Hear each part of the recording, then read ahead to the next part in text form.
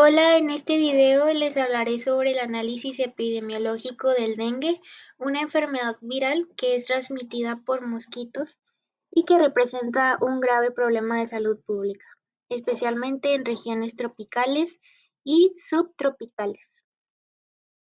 Bueno, para estudiar el dengue se han utilizado diferentes tipos de diseños de estudio como revisiones sistemáticas, cohortes, estudios de casos y controles y ensayos clínicos aleatorizados.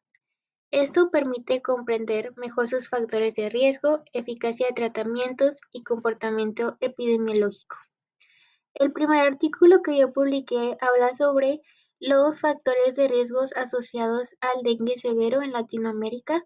Esta es una revisión sistemática y un metaanálisis. Fue publicado en el año 2024, en enero 23.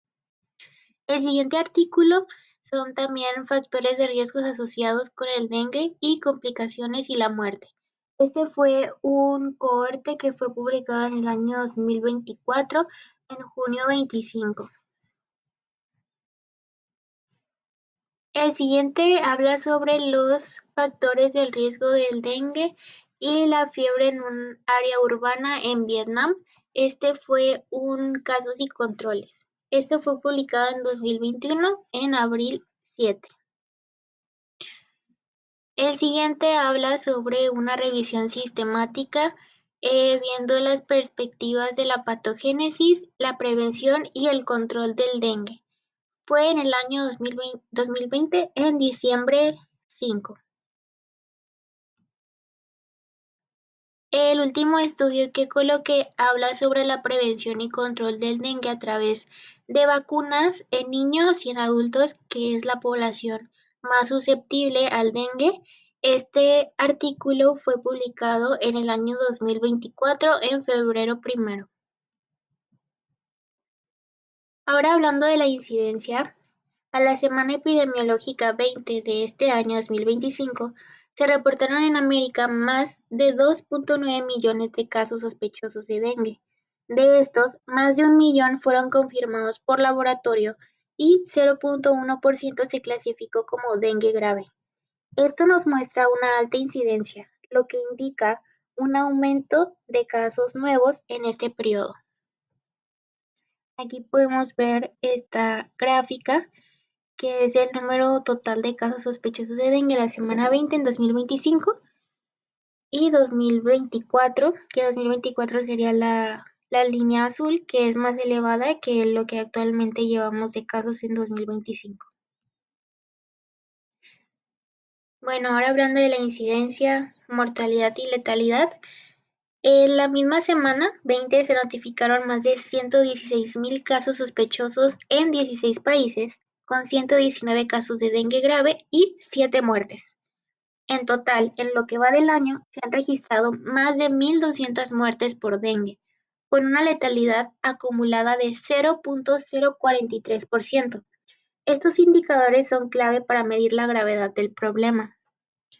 Aquí en esta tabla, donde se muestran países y territorios de las Américas, de acuerdo a la OPS en la semana 20, Brasil es el primer país con mayor de casos acumulados, con 2.614.621 casos acumulados y casos en la semana 102.005.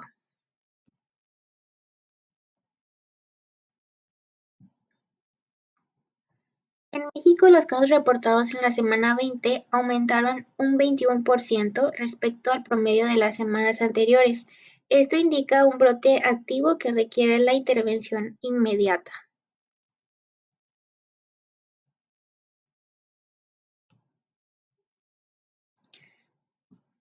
Existen 4 serotipos del virus dengue. La circulación simultánea de estos serotipos puede aumentar el riesgo de formas graves de la enfermedad, especialmente en personas que ya han sido infectadas previamente por otros serotipos.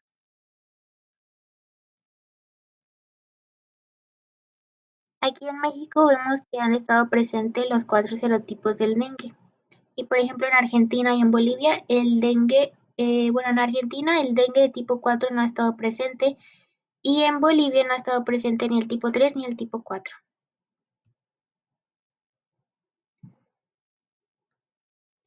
Aunque el dengue tiene baja mortalidad, si se trata a tiempo, el dengue grave puede tener una tasa de mortalidad del 2 al 5% e incluso alcanzar el 20% de mortalidad sin tratamiento. Esto nos menciona la importancia del diagnóstico y del manejo oportuno.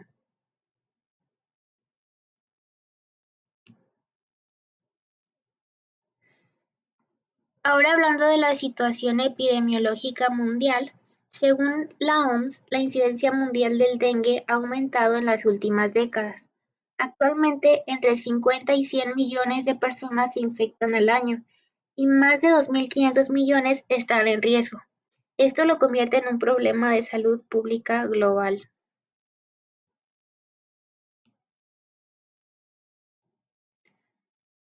El año 2023 registró el mayor número de casos de dengue en la historia, con 6.5 millones a nivel mundial y más de 7.300 defunciones. Esto fue en el año 2023 a nivel mundial que estuvo el punto máximo de casos de dengue y en el año 2024 fue cuando hubo la mayor confirmación de casos de dengue, pero en México, con 2.008.171 casos de dengue.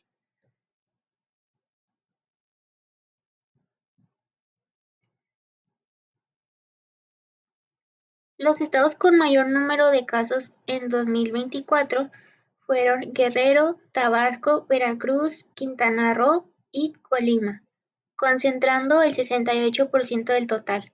Esto ayuda a dirigir los esfuerzos de prevención y control a las zonas de mayor riesgo. En México, el dengue es la principal enfermedad transmitida por el vector Aedes aegypti. Durante los últimos años se ha presentado un incremento de casos. Para el año 2024, con corte en la semana 19, que sería el 13 de mayo del 2024, se tienen en México 12.891 casos confirmados, de los cuales 6.537, es decir, el 50.7%, corresponden a dengue no grave. 5.949 a dengue con signos de alarma, que equivale al 46.1%, y 405, que equivale al 3.2% a dengue grave, con una tasa de incidencia general de 9.74 casos por 100.000 habitantes con circulación de los cuatro serotipos, siendo relevante que más del 85.2% es por el dengue tipo 3. Esto fue en el año 2024, como les menciono, que fue el año donde hubo más casos de dengue en México.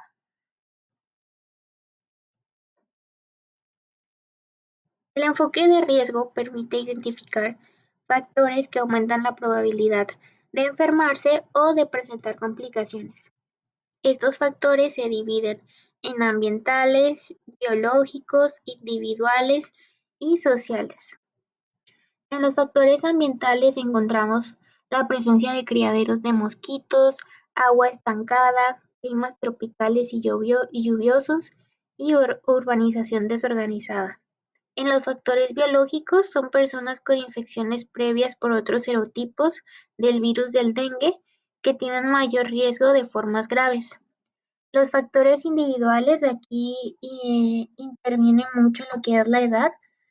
Los más susceptibles son los niños y adultos mayores, ya que los adultos mayores tienen el sistema inmune un poco más debilitado. La presencia de comorbilidades como lo son la diabetes y la hipertensión, y un sistema inmunológico debilitado como aquellas personas que tienen algún tipo de cáncer o que están en tratamiento con, eh, ya sea a causa de algún trasplante o alguna enfermedad como VIH o enfermedades también autoinmunes. Los factores sociales van a ser la falta de acceso a servicios de salud, bajos niveles de educación sanitaria y deficiente manejo de residuos. Ahora vamos a analizar con más detalle los factores de riesgo del dengue, que podemos clasificar en tres grandes grupos: los ambientales, los sociales y los biológicos o personales. Empezando con los factores ambientales, uno de los más importantes es la presencia de agua estancada. ¿Por qué? Porque el mosquito Aedes aegypti que transmite el virus necesita agua para depositar sus huevecillos. pero no necesita grandes charcos. Basta con una tapita de refresco con agua para que el mosquito se reproduzca. Así de simple. Este es un dato que muchas personas no conocen y por eso no eliminan criaderos pequeños como floreros, cubetas, llantas viejas, etc. El clima cálido y húmedo también es un gran factor. Por eso el dengue se presenta sobre todo en regiones tropicales y subtropicales como el sureste de México, donde las temperaturas altas y las lluvias constantes generan el ambiente perfecto para la proliferación del mosquito.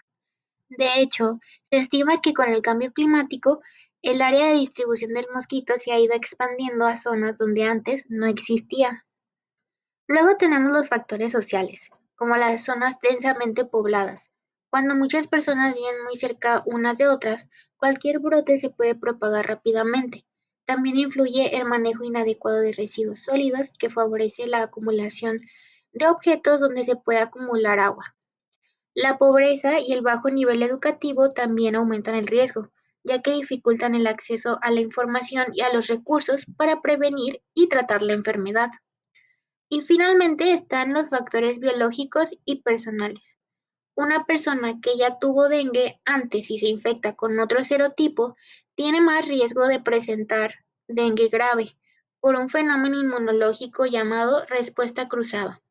Además, los niños y los adultos mayores son más vulnerables porque su sistema inmune es más débil. Y lo mismo ocurre con personas que tienen enfermedades crónicas como diabetes o hipertensión.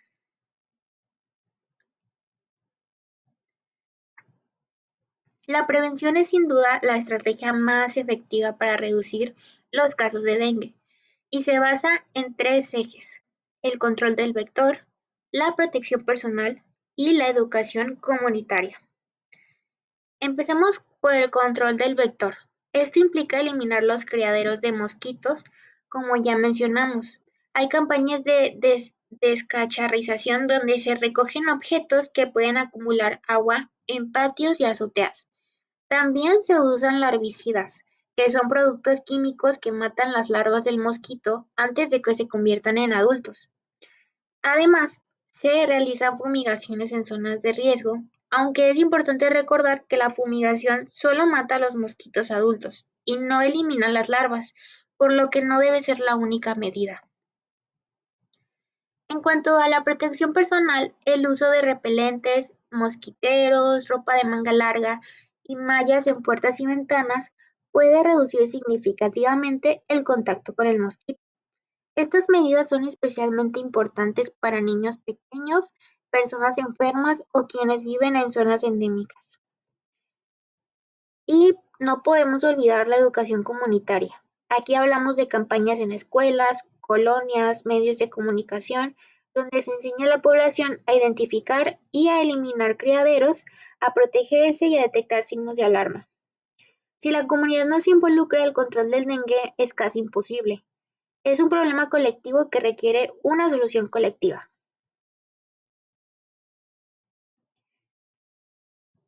El control epidemiológico es muy importante en el ámbito de la vigilancia en salud pública. Empieza con la notificación obligatoria e inmediata de los casos sospechosos.